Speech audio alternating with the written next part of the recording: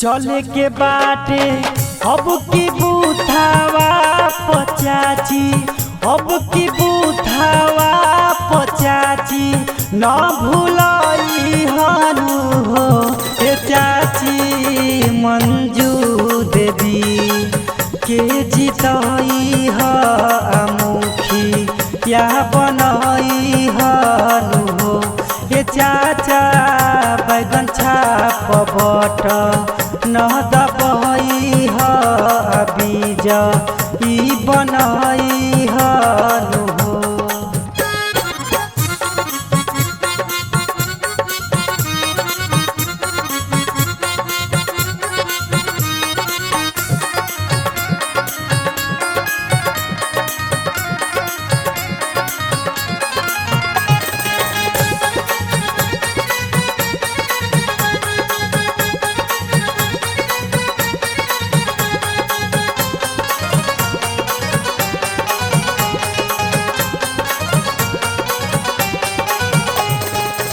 road नाला नाली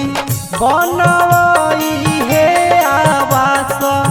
दिलवई हे आवास दिलवई हे नु हे चाची मंजू देवी के जितई ह मुखी या बनई हनु हे चाचा बैगन छाप बट